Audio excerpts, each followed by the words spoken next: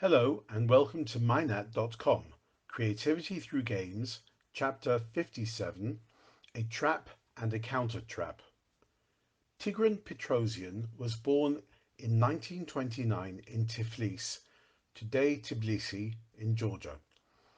After the war in 1946, his Armenian parents moved back to Armenia. That same year, when he was 17, he won the Soviet Junior Championship held in Leningrad, today St. Petersburg. One of his games was against Yuri Kotkov, born 1930 in Russia. Petrosian in white, and Petrosian's knight on c4 is under attack. After analysing his options, white identifies an opportunity and moves bishop to e4, creating pressure on c6 to pin black's knight and rook. What should black do? Obviously he can't just capture white knight on c4, as white will take black's knight on c6 and will then win another piece, either a8 or d7. However, 16-year-old Kotkov identifies a trap which can win him a pawn after exchanging some pieces. Can you see it? Take a moment to think. If you saw it, well done. Knight takes pawn on b4. White's bishop can't take black's rook on a8 as his queen is under attack, so he must take black's knight first with pawn to b4.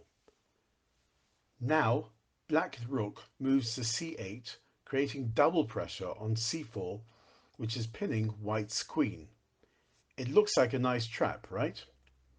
Black figures that white will probably accept losing his knight and will move his queen, let's say to d3, to gain momentum for attacking d7. It's easy to calculate that black keeps his advantage. Rook takes knight on c4, and if queen takes bishop on d7, black queen takes back in return, and then rook takes queen. Black rook takes white's bishop on e4, and white will have to preserve resources by guarding his isolated pawn on b4. Is there anything white can do to get out of this trap?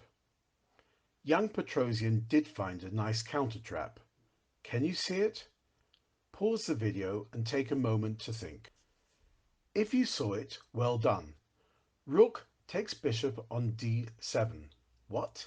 At first sight, it looks counterintuitive, right?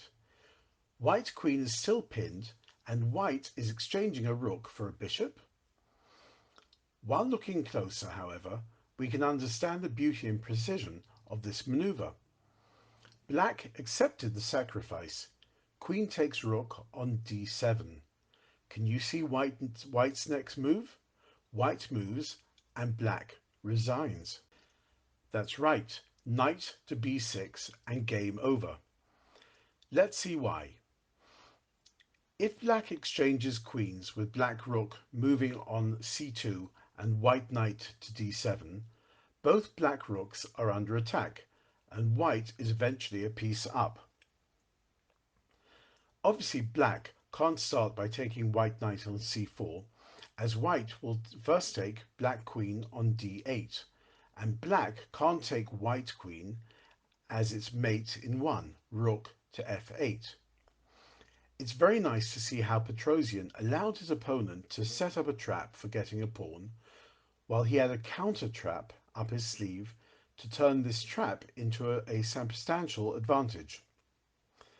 A few years later, in 1963, Petrosian became the world champion and then retained his title for 6 more years. One of his best known quotes was, "Chess is a game by its form, an art by its content, and a science by the difficulty in gaining mastery in it." That's all for now. The full game, as always, can be found below the YouTube video. I hope you enjoyed this episode by Mynnnat.com. If you did, please give us a like and go check our Amazon store for our unique chess sets with a special booklet gift to enhance creativity through chess. The link is just below the video.